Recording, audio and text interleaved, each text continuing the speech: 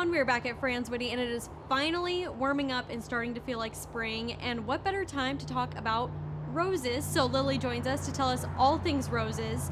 And Lily, as you can see behind me, there are a lot of roses in here. What types of roses can people find? There is a rose for every occasion, every space. So there's different kinds like floribundas, grandifloras. There's David Austin roses like this. These are like specialty English roses. There's also climbing ones, ground cover ones, anything you can think of. And when it comes to pruning roses, when's the best time to start that? Just about now is a great time. So general rule, the old saying is prune your roses back when the forsythia is blooming, which is right about now, so usually like April-ish. It's gonna vary depending on the specific type of rose, but generally it's gonna be a foot or two off the ground. You would just cut it back and then let it grow new growth for the year. Oh, beautiful. And what other main things do people need to know about pruning their roses? Probably just making sure that your pruners are clean and that you're making clean cuts. And then mulching is also another thing that people is a good idea to do to your roses this time of year.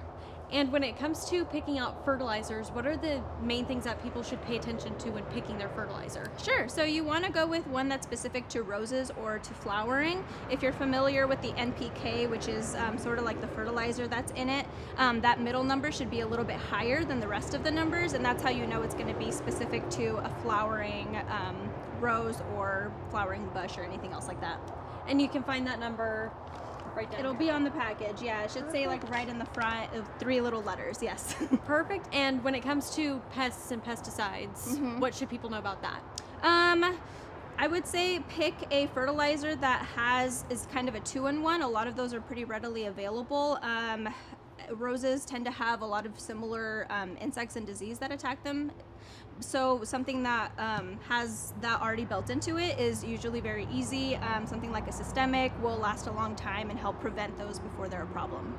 And when can people start ordering these roses? We have our roses available for pre-order right now on Fran's Witty's website, franswitty.com.